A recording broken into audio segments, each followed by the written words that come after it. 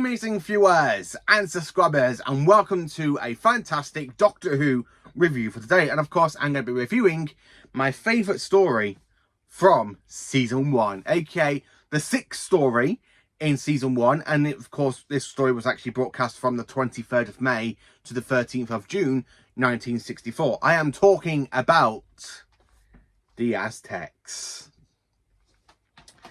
This is honestly my favourite story from the Hartnell era. Basically, one of my favourite ones for Hartnell. And it's definitely one of my favourite stories from Season 1. With the Daleks being a second. With the Daleks being my second favourite story. Now, this story, it is a historian story. And for a historian story, it really works. I don't really get pulled into historicals that much. It took me a while to get into Marco Polo with the telescope reconstruction, but with this one existing, I actually enjoyed this historian episode a lot more.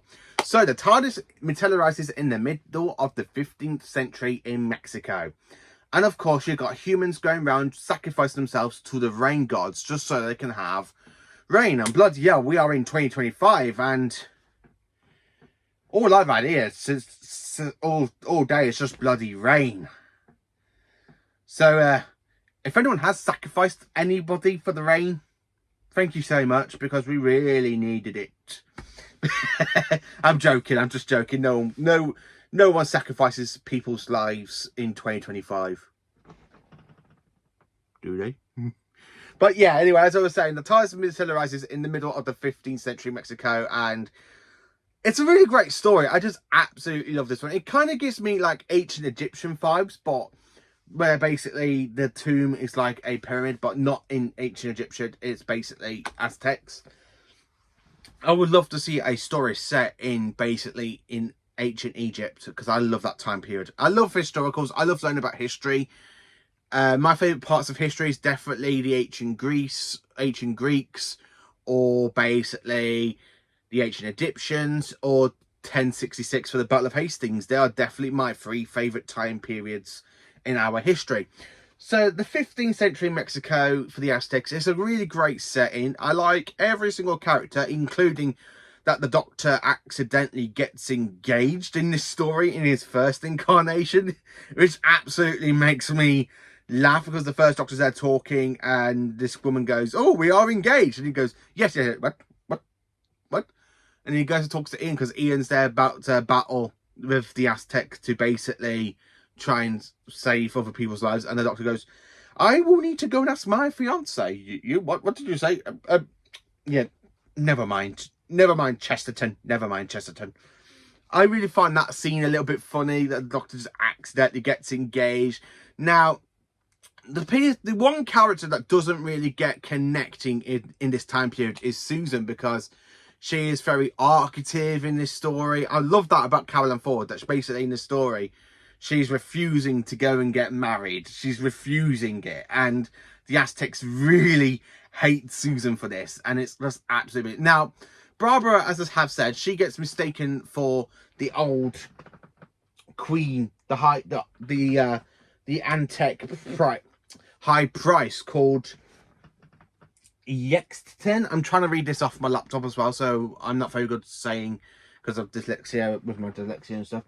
But yeah, the one thing about this whole plot is that basically Barbara wants to stop the human sacrifices for the rain.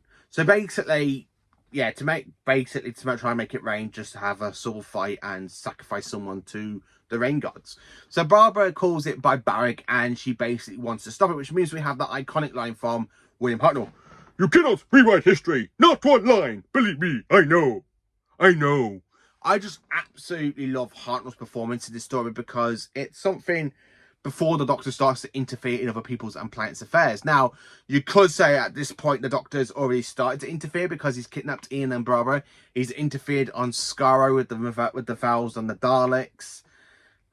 So the first Doctor does kind of start basically manipulating people's events and lives, but it's not really until the later course of the whole show where the Doctor starts interfering properly.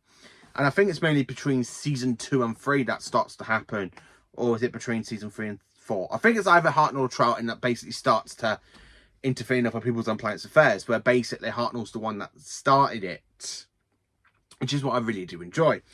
Now, the actual artwork of the actual tomb looks so good. Even though it's in black and white, I can see some of the imagery that they've gone into detailing. I always love it when classic Doctor Who goes into detailing of historicals, where they try and get everything down to every nut and cranny to make it look brilliant for on screen, which I do absolutely love it. I absolutely do love it. So the reason the TARDIS team basically escapes is because they kind of trick the Aztecs basically when it starts to rain, where basically they all go back inside basically the High Priestess's tomb, and of course dematerializes. Now Barbara does feel a little bit guilty that she couldn't stop the sacrifices, but that's the problem when you land in history. You can't interfere with it. Now the Aztecs, again, it is honestly one of my favorite Hartnell stories, because it shows the length of what happens when you're time traveling and you come across these old events, and basically to your standards, basically in the 60s, you'd be like, this is very barbaric. Yeah, this is very, very, very barbaric. But yeah, the point is though, it's literally a fantastic 4-part story. It doesn't need to be any more. It literally works as a 4-parter. I absolutely do enjoy it. Great costume designs. I really love Jacqueline Hill's kind of like when they think that she's literally the high priestess. And of course, they give a whole new outfit. I do like Barbara's outfit. I wish this story did exist in colour. But if they do get around to carry on with the colorizations of different Doctor Who stories, I wouldn't mind the Aztecs to be the next one, because I do enjoy the story. And it's a great historical episode where the villain is just a human. That's the thing. You don't need aliens like Daleks or Cybermen or Santarans to be the villain. You can even just have a pure human as a villain, and it works. It honestly absolutely flipping works. I do enjoy the story. It just works so well. Absolutely, it just works so well. It really, really does.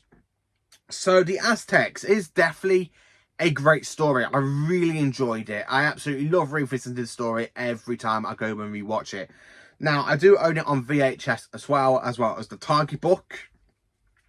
So it's a little bit hard for me to try and pick which version I want to watch, if it's the VHS or one of the 2 DVD versions I've got here, because I just absolutely love this story. So how do I rank and rate the Aztecs? Well, it is a big, massive 10 out of 10. It is just such a great story. It really is. And of course, going from basic 6.5 out of 10 for my last review, which was the Keyser Marinus, we go into another 10 out of 10 story, which I just absolutely genuinely love. And this is actually an A++++++, because I absolutely love the story. It's one I can go back and revisit anytime. No issues. It's brilliant. It's fantastic. It really is honestly such a great story. If you haven't watched the Aztecs, I highly, highly recommend that you do, because it is such a great story. So let me know in the comments, what do you think of Doctor Who The Aztecs? Is it one of your favourite stories for season 1? Do you enjoy it? And of course, join me next Monday for my review on The Sensorites, starring William Hartnell, again as the first Doctor, when he comes across the Sensorites when they're still the lock of the TARDIS. So yeah, join me next week for a review on The Sensorites, which is story number 7 in season 1. So we're so close to getting on to season 2. Which is, of course, my favourite Hartnell season. So, yeah, thank you for watching. Please do like, subscribe, and share. And enjoy from some Doctor Who content.